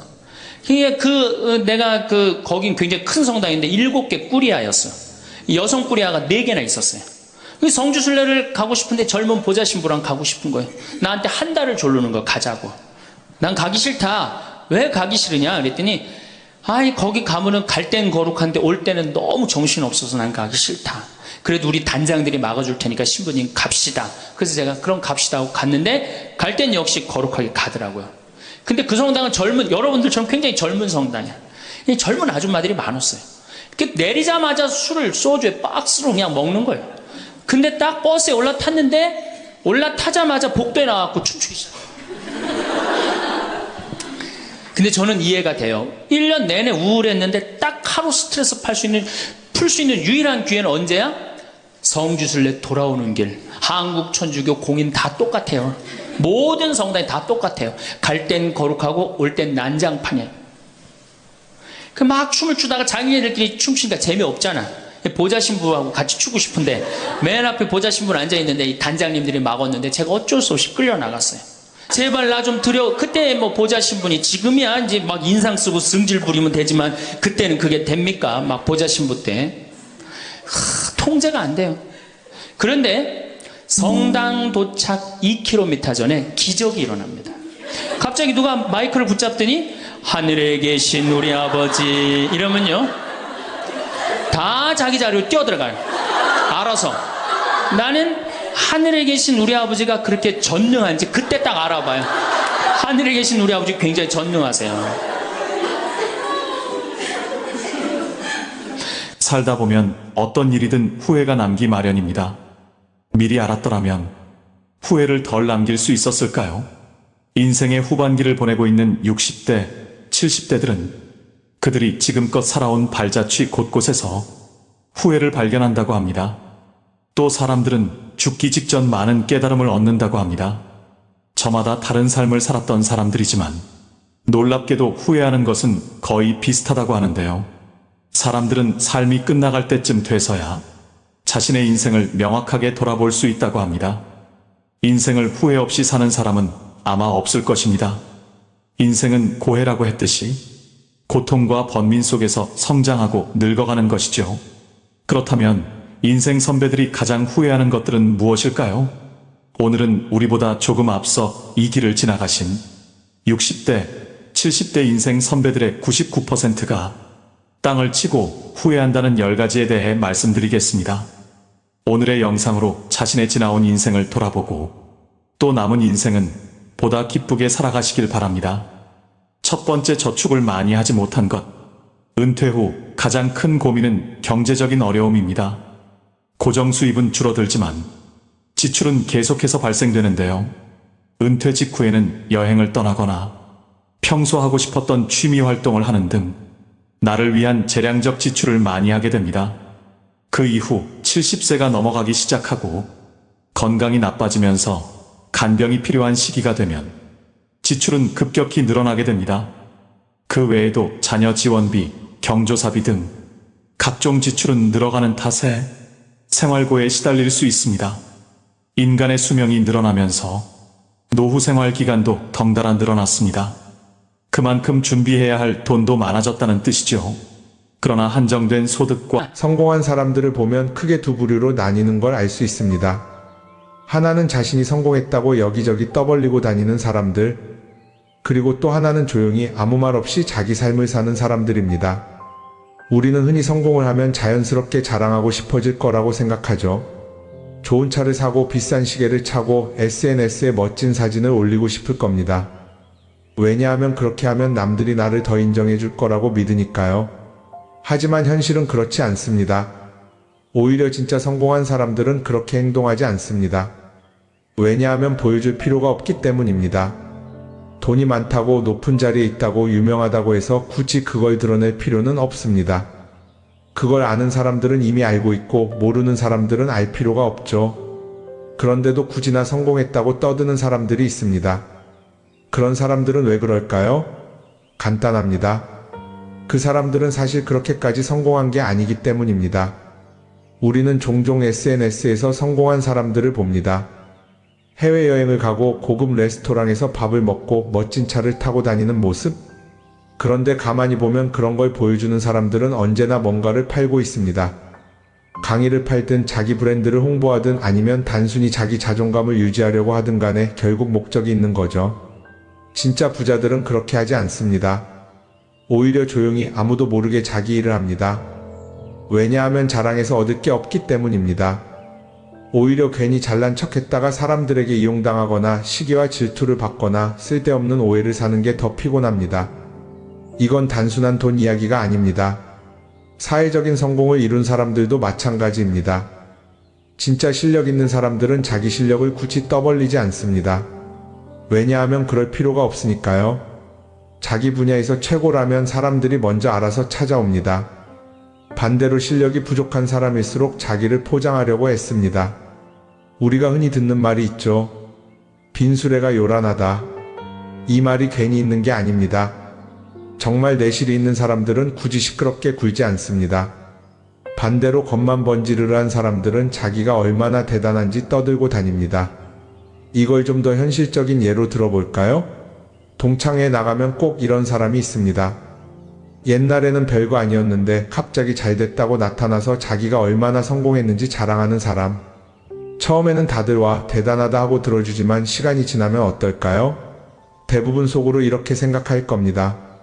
저 사람 뭐 저렇게까지 티를 내? 결국 그런 사람은 점점 멀어지게 됩니다. 반면에 정말 성공한 사람들은 조용합니다. 굳이 자기가 어떻게 살고 있는지 설명하지 않죠. 그런 사람들은 오히려 주변에서 먼저 알아보고 자연스럽게 존경을 받습니다. 그게 진짜 성공입니다. 그럼 우리는 어떻게 해야 할까요? 내가 뭔가를 이루었을 때 굳이 남들에게 알릴 필요가 있을까요? 물론 가까운 사람들에게 좋은 소식을 전하는 건 좋습니다. 하지만 굳이 모든 사람들에게 나 이렇게 잘 살고 있어요 하고 알릴 필요는 없습니다. 그런 행동은 결국 나에게 득이 되지 않습니다. 성공이라는 건 원래 조용한 겁니다. 내가 잘 되고 있으면 주변 사람들이 자연스럽게 알게 됩니다. 굳이 내가 말하지 않아도 내 행동과 태도에서 묻어나오게 되어 있습니다. 그러니 굳이 보여주려고 애쓰지 마세요. 오히려 그게 더 진짜 성공한 사람의 태도입니다. 사람은 사회적 동물이라고 하잖아요. 혼자 살아갈 수 없고 결국 사람과의 관계 속에서 기쁨도 얻고 때로는 상처도 받습니다. 그런데 한 가지 생각해 볼 게 있어요. 우리가 정말 인간관계가 필요해서 맺고 있는 걸까요? 아니면 그냥 그래야 한다고 배워서 어쩔 수 없이 유지하고 있는 걸까요? 어릴 땐 친구 많으면 좋다고 하죠. 사회생활에서도 인맥이 중요하다는 말을 많이 합니다. 그런데 정작 주변을 보면요, 인간관계가 넓은 사람일수록 스트레스를 더 많이 받아요. 전화벨이 울릴 때마다 이번엔 또 무슨 부탁일까 싶고 단체 채팅방에서 메시지가 올 때마다 이걸 또 어떻게 대답해야 하나 고민하죠. 관계가 많아질수록 책임과 피로도 함께 늘어나는 겁니다. 어떤 사람들은 인간관계를 줄이면 외롭지 않겠냐고 해요. 그런데 가만히 생각해보면 진짜 외로움을 느끼는 순간이 언제인지 아세요? 오히려 불필요한 인간관계 속에 있을 때입니다. 같이 밥을 먹고 얘기를 나누는데도 뭔가 허전하고 대화가 컥 돌고 속마음을 나누지도 못할 때, 그럴 때 우리가 더 외롭다고 느끼죠. 그렇다고 당장 인간관계를 다 끊어버릴 순 없겠죠. 하지만 적어도 내가 정말 소중하게 여겨야 할 관계와 그냥 관성적으로 유지하는 관계는 구분할 필요가 있습니다. 예를 들어 매번 나한테 부탁만 하고 정작 내가 어려울 땐 연락 한 번 없는 사람. 내가 실수하면 뒷담화를 하면서 내 앞에서는 웃는 사람. 이런 관계를 굳이 계속 이어갈 이유가 있을까요? 가끔은 이런 경험도 있을 거예요. 우연히 어떤 사람과 친해졌는데 만난 지 얼마 되지도 않았는데 너무 많은 걸 털어놓는 사람들 있죠. 자기 속사정부터 가족 문제, 직장 고민까지 쏟아내는 사람들. 이런 경우 두 가지의 가능성이 큽니다. 하나는 그냥 감정적으로 의존할 사람이 필요해서일 수도 있고 또 하나는 내가 믿을 만한 사람인지 떠보는 걸 수도 있어요. 어떤 경우든 이런 관계는 오래가기 어렵습니다. 사실 친밀함이라는 건 시간이 필요한 법이에요. 적당한 거리를 두고 천천히 서로를 알아가야 하는데 초반부터 급격하게 가까워진 관계는 쉽게 무너지는 경우가 많습니다. 처음엔 친하다고 생각했는데 어느 순간 사소한 일로 틀어지고 결국 남보다 못한 사이가 되는 거죠. 그러면 인간관계를 어떻게 해야 할까요? 답은 간단합니다. 억지로 맺지 말고 굳이 유지하려고도 하지 않는 거예요. 내가 편한 관계라면 자연스럽게 이어질 것이고 그렇지 않다면 서서히 멀어질 겁니다. 그리고 그걸 억지로 붙잡지 않아도 괜찮습니다. 관계를 유지하는데 에너지를 쓰기보다는 정말 소중한 관계에 집중하는 게 더 낫지 않을까요? 어떤 사람은 내가 인간관계를 줄이면 나중에 나 혼자 남는 거 아니냐 걱정하기도 해요. 그런데 생각해보면요, 진짜 나를 위하는 사람은 많지 않아요. 인간관계를 줄인다고 해서 완전히 혼자가 되는 게 아닙니다.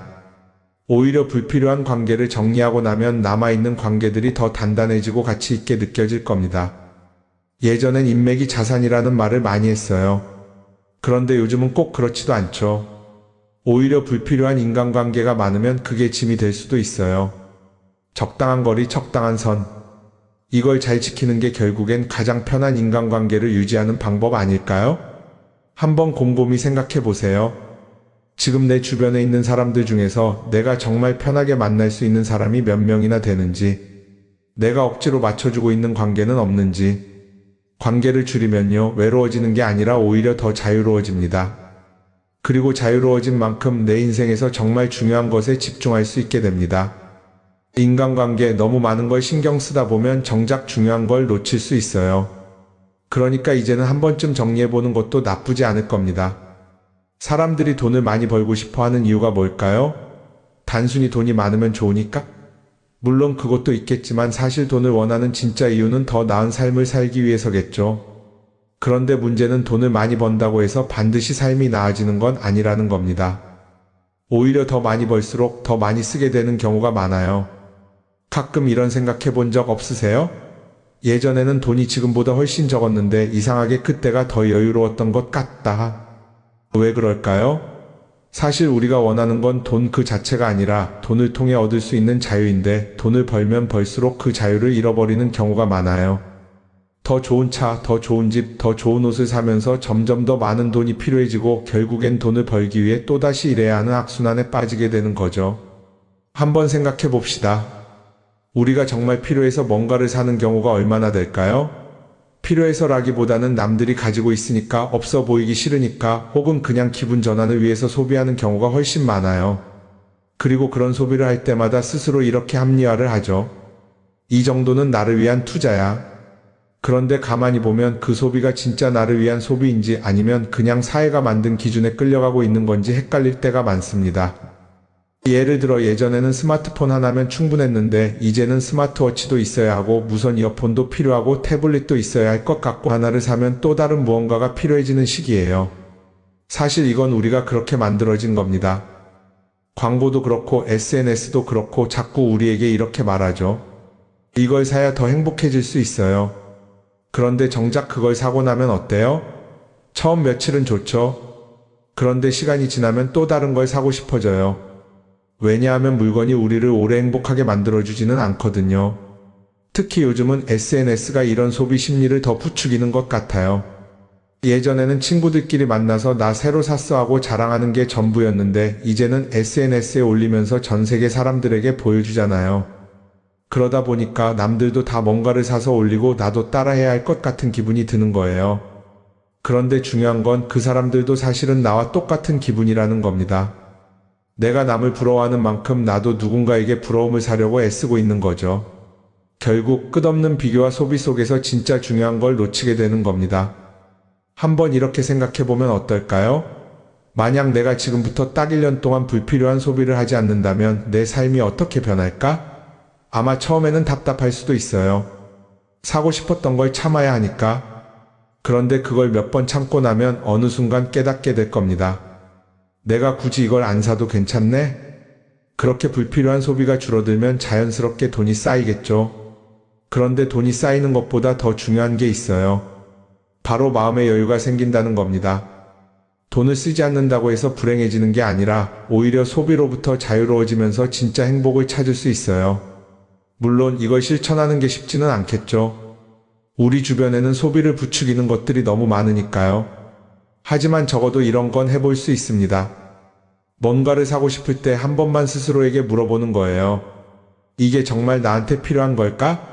아니면 그냥 순간적인 욕심일까? 만약 그 질문을 던졌을 때 5초 안에 당연히 필요하지 라는 답이 나오지 않는다면 사실 그건 없어도 되는 물건일 가능성이 큽니다. 정말 필요한 건 고민할 필요도 없이 바로 떠오르거든요. 그러니까 이제는 한 번쯤 생각해 봐야 할 것 같아요. 나는 지금 내가 원하는 삶을 살고 있는 걸까? 아니면 남들이 만든 기준에 맞추기 위해 내 시간을 팔고 있는 걸까? 소비를 줄인다는 건 단순히 돈을 아끼는 게 아닙니다. 그건 결국 내 삶의 선택권을 되찾는 일이거든요. 돈을 많이 버는 것도 중요하지만 더 중요한 건 그 돈을 어떻게 쓰느냐입니다. 그리고 때로는 아무것도 사지 않는 게 최고의 선택일 수도 있어요. 우리는 요즘 SNS 없이 사는 게 거의 불가능한 시대에 살고 있죠. 아침에 눈 뜨자마자 휴대폰을 확인하고 출근길에도 SNS를 보고 잠들기 전까지도 계속 들여다봅니다. 그러면서 남들이 어떻게 사는지 보고 나도 모르게 비교하게 되고 때로는 초조해지기도 하죠. SNS에 올라오는 사진들 한번 보세요. 맛집에서 멋진 음식을 먹고 해외여행을 다니고 좋은 옷을 입고 성공한 삶을 사는 사람들. 그런데 가만히 보면 이 사람들이 정말 행복해서 저런 사진을 올리는 걸까요? 아니면 그냥 행복해 보이고 싶은 걸까요? 실제로 SNS에 가장 많이 올라오는 사진이 뭔지 아세요? 남들이 부러워할 만한 순간들입니다. 집에서 편하게 쉬고 있는 모습이나 출근길에 지친 얼굴, 어제 먹다 남은 배달 음식 사진 같은 건 잘 안 올리죠. 대신 멋진 레스토랑, 명품 가방, 고급 호텔 같은 것들이 올라옵니다. 왜 그럴까요? 결국 SNS는 보여주기 위한 공간이기 때문입니다. 여기서 중요한 게 있어요. 우리가 SNS에서 보는 건 그 사람의 삶 전체가 아니라 편집된 일부 장면이라는 겁니다. SNS는 마치 한 편의 다큐멘터리나 영화처럼 잘 꾸며진 장면들만 보여줍니다. 그런데도 우리는 그걸 보면서 아, 저 사람은 나보다 더 행복하구나 하고 착각하죠. 예를 들어 SNS에서 한 친구가 해외여행을 가서 아름다운 풍경을 찍어 올렸다고 해볼게요. 우리는 그걸 보면서 부럽다, 나도 저렇게 살고 싶다라고 생각하겠죠. 그런데 정작 그 친구는 사진을 찍고 나서도 일 때문에 스트레스를 받고 있을 수도 있고 여행 비용을 감당하느라 카드가 걱정을 하고 있을 수도 있습니다. 그 부분은 우리는 알 수가 없죠. 그런데 문제는 이렇게 남들과 비교하는 습관이 쌓이면 결국 내 삶이 초라하게 느껴진다는 겁니다. 원래는 그냥 조용히 살아도 괜찮았는데 SNS를 보고 나면 나만 뒤처지는 것 같고 뭔가를 더 해야 할 것 같고 괜히 불안해지죠. SNS는 기본적으로 사람들의 비교 심리를 자극합니다. 남들이 가진 걸 나도 갖고 싶게 만들고 남들이 하는 걸 나도 해야 할 것 같은 기분이 들게 만들죠. 그러다 보니 필요하지도 않은 걸 사게 되고 무리해서라도 화려한 곳에 가게 되고 남들에게 보여주기 위해 사는 삶을 살게 됩니다. 그럼 어떻게 해야 할까요? 사실 정답은 간단합니다. SNS에서 보이는 것들을 곧이곧대로 믿지 않는 것입니다. 그리고 더 중요한 건 남과 비교하는 걸 멈추는 것이에요. 어떤 사람이 비싼 차를 타고 다닌다고 해서 그 사람이 꼭 행복한 건 아닙니다. 좋은 차를 타고 다니지만 밤마다 사업 걱정에 잠 못 이루는 사람도 많아요. 반대로 대중교통을 이용하지만 마음 편하게 사는 사람도 있죠. 결국 행복은 보이는 것이 아니라 느끼는 것입니다. SNS를 덜 보면 덜 불행해진다는 연구 결과도 있어요. 하루 종일 남의 삶을 보면서 비교하는 시간을 줄이면 내 삶에 집중할 수 있는 시간이 많아지는 겁니다. SNS를 완전히 끊을 필요는 없지만 최소한 그 안에 있는 것들이 전부 진짜라고 생각하지 않는 태도는 필요합니다. 우리는 누구나 자신만의 속도로 살아가고 있어요. 남들은 남들대로 사는 거고 나는 나대로 살면 됩니다. SNS에서 남들의 화려한 모습을 볼 때마다 한 번쯤 이렇게 생각해 보세요. 이건 그 사람이 보여주고 싶은 삶일 뿐이다. 그러면 조금은 편해질 겁니다. 사람들은 다들 자기 인생을 살아간다고 생각하죠. 그런데 가만 보면 정말 자기 인생을 사는 사람이 얼마나 될까요? 많은 사람들이 사실은 남이 만들어 놓은 기준에 맞춰서 살고 있어요. 좋은 대학, 좋은 직장, 좋은 차, 좋은 집. 다들 이런 걸 목표로 삼지만 정작 내가 원하는 삶이 뭔지 깊이 생각해 본 적이 없는 경우가 많아요. 이건 어릴 때부터 교육받아온 방식과도 관련이 있어요. 우리는 어릴 때부터 이렇게 살아야 한다는 틀 안에서 자라죠. 공부 열심히 해서 좋은 성적을 받아야 하고 좋은 직장을 가져야 하고 결혼도 적당한 때에 해야 하고 마치 인생이 정해진 수순이라도 있는 것처럼요. 그러다 보니 나 스스로 정말 원하는 걸 고민하기보다는 그냥 남들이 정해놓은 목표를 따라가게 돼요. 그런데 이렇게 남의 기준에 맞춰서 살다 보면 어느 순간 공허함을 느끼게 됩니다. 이게 정말 내가 원했던 삶인가? 하는 의문이 들 때가 오죠.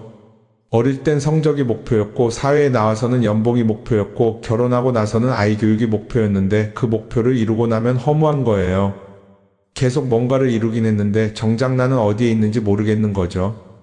진짜 중요한 건 내가 원하는 게 뭔지를 아는 것이에요. 그런데 이게 쉽지 않죠. 오랫동안 남의 기준대로 살아왔기 때문에 막상 내가 정말 원하는 게 뭐지? 하고 물어보면 선뜻 대답하기 어려운 경우가 많아요. 하지만 이 질문을 하지 않으면 우리는 평생 남이 정한 기준 속에서 살게 됩니다. 그럼 어떻게 해야 할까요? 첫 번째로 필요한 건 내가 왜 이런 생각을 하게 됐는지 스스로 점검하는 거예요. 예를 들어 내가 비싼 차를 사고 싶다고 생각한다면 그게 정말 내 필요 때문인지 아니면 남들에게 잘 보이기 위해서인지 한번 따져봐야 해요.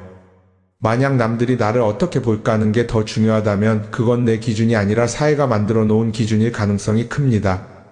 두 번째는 다른 사람의 의견에 휘둘리지 않는 연습을 하는 거예요. 우리는 살아가면서 끊임없이 남들의 평가를 받죠. 그 나이에 그런 걸 시작한다고? 지금 그게 가능하겠어? 이런 말들이 우리를 흔들어 놓습니다. 그런데 그런 말에 신경 쓰다 보면 결국 아무것도 하지 못하게 돼요. 중요한 건 남들이 뭐라고 하든 내가 결정하는 거예요. 물론 남의 조언을 들을 수도 있고 참고할 수도 있죠. 하지만 최종 결정은 항상 내 몫이어야 합니다. 내가 결정하고 내가 책임지는 거. 그렇게 해야 내 삶을 온전히 내 것으로 만들 수 있어요. 세 번째는 내가 한 선택에 책임지는 자세를 가지는 거예요. 많은 사람들이 무언가를 선택하고 나서도 후회하죠. 괜히 이걸 했나? 이 선택이 잘못된 건 아닐까? 그런데 한 가지 확실한 건 후회한다고 해서 과거가 바뀌지는 않는다는 거예요. 내가 한 선택이라면 그 선택이 틀렸다고 해도 받아들이고 그 안에서 최선을 다하는 게 더 중요해요. 이렇게 말하면 그럼 실수하면 어떡하죠? 라고 걱정하는 분들도 있을 거예요. 하지만 생각해보면 우리가 실수를 두려워하는 이유도 결국 남의 시선 때문이에요. 내가 실패하면 남들이 날 어떻게 볼까? 이런 걱정이 더 크죠. 그런데 남들은 생각보다 우리한테 관심이 없어요. 우리가 성공하든 실패하든 남들은 자기 삶을 사느라 바빠요. 그러니까 내 인생의 주인은 결국 나 자신이라는 걸 명확히 할 필요가 있어요. 내 선택을 하고 그 선택에 책임지면서 남이 아니라 나에게 맞는 길을 찾는 것. 그게 진짜로 내 삶을 살아가는 방법이 아닐까요? 어쩌면 우리는 너무 오랫동안 이렇게 살아야 한다는 틀 속에 갇혀 있었는지도 모릅니다. 하지만 이제는 한 번쯤 생각해 봐야 합니다. 나는 진짜 내 삶을 살고 있는가? 그리고 만약 아니라면 지금부터라도 조금씩 바꿔보면 어떨까요?